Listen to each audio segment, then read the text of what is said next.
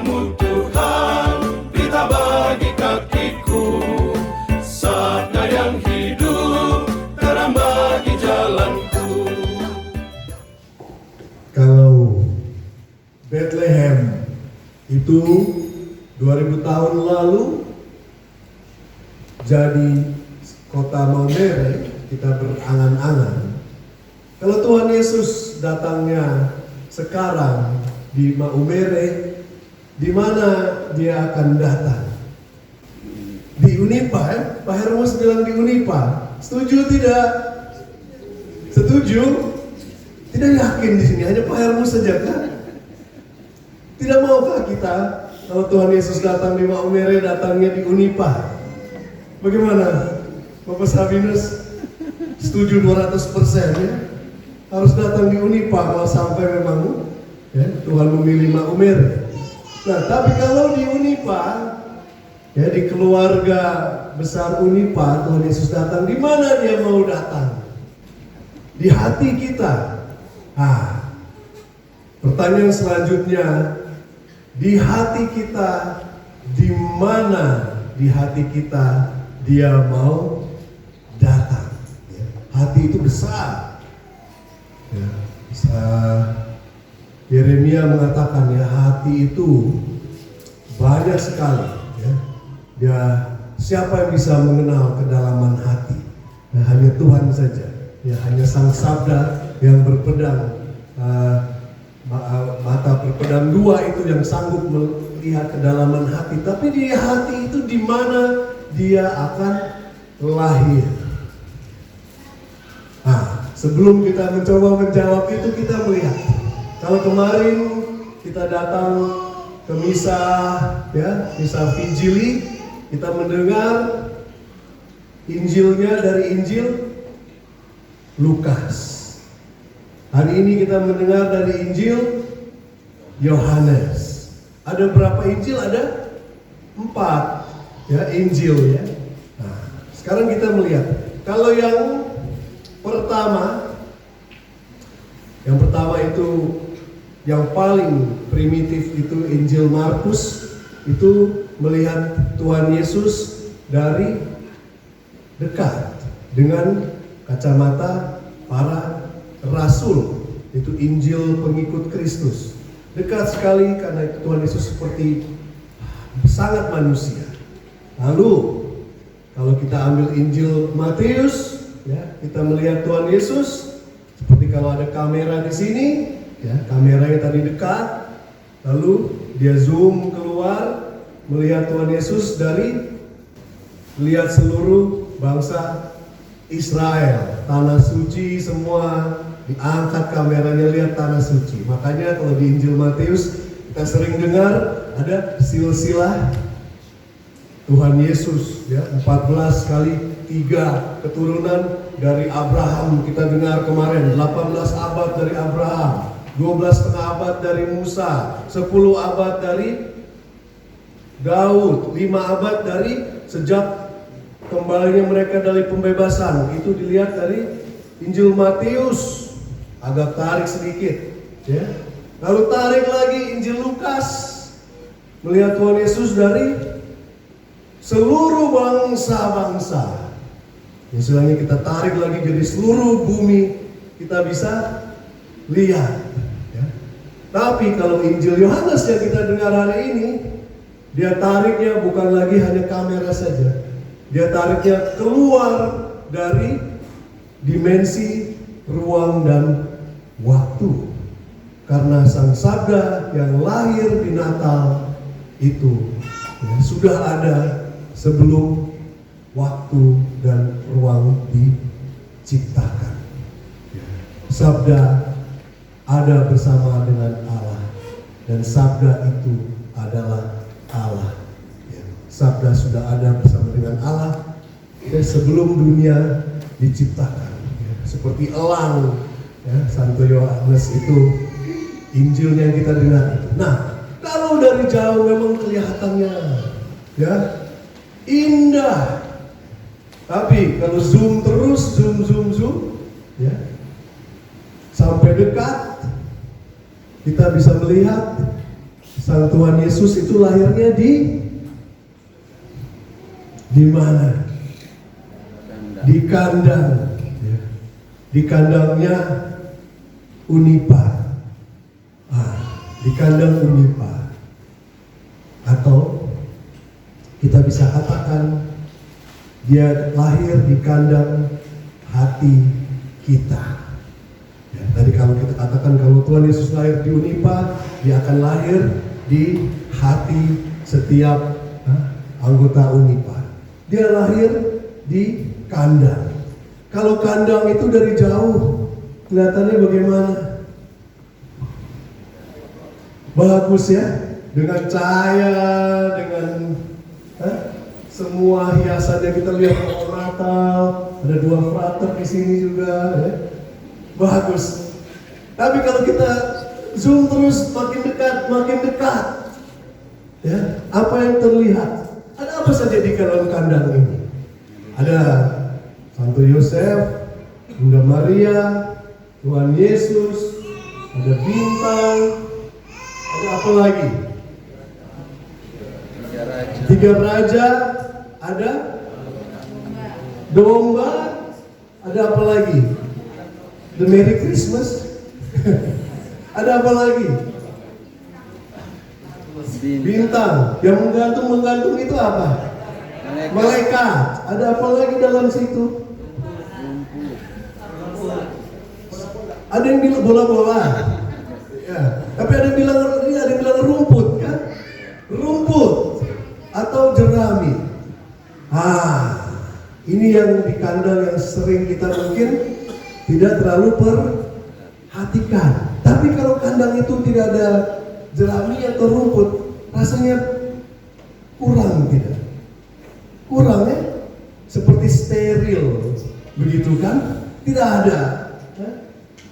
Seperti kurang membumi begitu. Ya. Nah biasanya kalau di jerami itu, di rumput itu ada apa? Ada apanya? Kotoran hewan, ya. Kandang, dia ada kotorannya, tidak bersih. Ya. Kalau Tuhan Yesus datang, ya. Waktu saya ingat kalau Tuhan Yesus, saya pernah memberkati sebuah rumah habis misa kan ada kuburannya, kita berkati satu-satu. Lalu setelah yang keempat itu saya terantuk dengan atap kuburan yang agak pendek, langsung bercucuran darah sampai kena juga kasula. Tapi karena salah satu anggota keluarga itu adalah perawat dari puskesmas setempat, jadi langsunglah saya dijahit di tempat. Dijahit itu tapi rasa sakit juga walaupun sudah sedikit suntik karena seadanya. Ya. Dengan sakit saya, sang perawat itu mengatakan, ya, Pater, tahan sedikit ya. Saya juga pernah merasakan sakit. Oh bagaimana perawat? Suster, oh iya, waktu saya melahirkan, dia cerita, saya sakitnya itu 2 kali. Karena bukan saja saya harus melahirkan seorang anak yang sudah sakit, tapi saya melahirkan anak itu saat saya kena COVID. Jadi setelah dia melahirkan, dia tidak boleh pegang anaknya. Sudah sakit, tambah lagi terisolasi.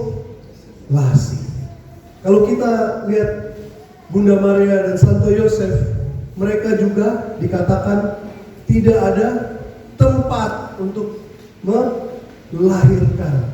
Mereka juga terisolasi. Ya, kalau sang perawat itu masih bisa melahirkan di rumah sakit, Tuhan Yesus dan Bunda Maria, Santo Yosef harus melahirkan di kandang.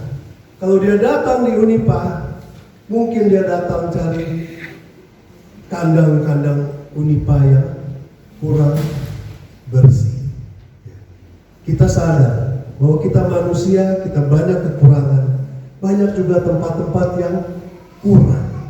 Ya, di kandang, mungkin kandang rumah kita, kandang kampus kita, ya, yang mungkin kalau Tuhan Yesus datang, kita mungkin tidak akan membawa dia ke tempat-tempat yang tidak bersih itu. Tetapi di situ Tuhan memilih untuk lahir. Kalau dia mau, mungkin tidak dia lahir di istana Herodes. Kalau Tuhan mau, bisa tidak dia lahir di istana Herodes? Bisa. Tapi dia pilih justru di kandang yang kotor dan gelap. Dia pilih di situ. Dan dia pilih juga kalau dia akan lahir di Unipa, dia akan lahir di hati kita, dia akan memilih tempat yang kotor dan gelap. Maukah kita sedikit membuka hati kita, tempat yang kita tidak nyaman, tempat yang kita rasa malu, tempat yang kita rasa tidak pantas, tidak layak. Maukah kita melihat tempat itu, karena disitulah Sang Immanuel lahir. Dia tidak lahir di istana hati kita, tapi dia lahir di kandang hati kita. Di tempat di mana kita rasa ini tidak layak, ini memalukan, ini saya lebih baik tidak melihat, saya tutup pintu itu, pintu hati di situ. Disitulah sebenarnya kita akan menemukan Tuhan di hari Natal 2022. Disitulah kita akan menemukan Sang Immanuel yang lahir di Unipa. Di tempat-tempat yang mungkin kita rasa tidak membanggakan, bukan yang kita banggakan, karena memang banyak yang bisa kita banggakan. Tapi hal yang kurang, hal yang kita rasa salah, hal yang tidak membanggakan itu, justru disitulah sang terang dunia mengalahkan segala kegelapan. Karena kegelapan yang kita ciptakan itu tidak bisa mengalahkan sang terang dunia yang sudah ada sebelum dunia diciptakan. Saat semua masih gelap, sang terang dunia sudah ada. Kegelapan yang kita punya itu jauh dibandingkan dengan sang terang dunia. Mengapa kita perlu takut? Kita tidak perlu takut. Kita harus biarkan Tuhan Yesus lahir di kandang hati kita. Kita harus berani melihat kandang hati kita. Karena disitulah kita akan menemukan Sang Immanuel yang menyelamatkan kita dari semua kegelapan dosa kita. Tuhan tidak datang untuk mendidik dengan menghukum, memukul, memarahi kita. Tidak. Dia datang sebagai seorang bayi yang tidak berdaya, yang memerlukan kita. Di saat di tempat yang gelap itu, justru dia datang bukan memarahi kita. Kamu tidak benar, tidak becus. Dia pukul kita, dia marah. Tidak. Dia datang sebagai bayi yang membutuhkan pertolongan kita, membutuhkan pertolongan Maria dan Yosef.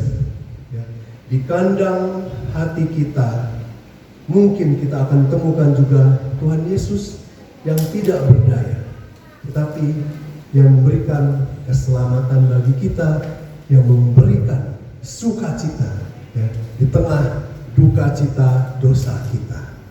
Mari kita rayakan Natal ini dengan kembali melihat di kandang hati kita di mana Sang Immanuel lahir, dan biarlah dia dipuji sepanjang segala masa. Amin.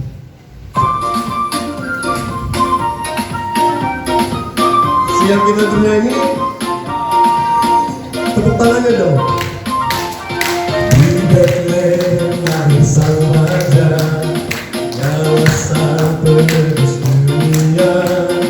Angkatlah pujian dan syukur, penuh sukacita damai sejahtera.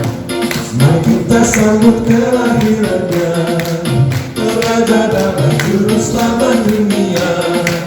Sukacita datang sudah tiba, glory glory haleluya. Dunia raja datang bersujud, Maria dan Yesus terkejut. Gembala dan malaikat bernyanyi, bersukacita damai sejahtera. Mari kita sambut kelahirannya, Raja damai juru selamat dunia. Sukacita datang sudah tiba, glory glory haleluya. Glory glory haleluya. Ya, glory glory haleluya. Ya, glory glory haleluya. Ya, glory glory haleluya. Ya, glory glory bagi Sang Raja. Surga bumi bersukaria, glory glory bergembiralah, merakan pujian sambut Emmanuel. Ini mestinya kita berdiri joget-joget sedikit, bagaimana? Hah? Masih ngantuk kan? Siap ya, kita nyanyi lagi ya, glory glory. Glory glory haleluya. Glory glory haleluya. Glory glory haleluya. Glory glory haleluya. Glory glory bagi Sang Raja. Surga bumi bersukaria, glory glory bergembiralah, merakan pujian sambut Emmanuel. Glory glory bagi Sang Raja. Surga bumi bersukaria, glory glory bergembiralah, merakan pujian sambut Emmanuel. Mari kita sambut kehadirannya, Raja damai juru selamat dunia. Sukacita Natal sudah tiba, glory glory haleluya. Glory glory haleluya. Glory glory haleluya. Glory glory haleluya. Glory glory haleluya.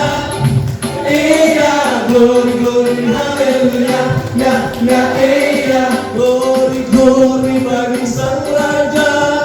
Surga bumi bersukaria, glory glory bergembiralah, merakan pujian sambut Emmanuel. Glory glory bagi Sang Raja. Surga bumi bersukaria, glory glory bergembiralah, merakan pujian sambut Emmanuel.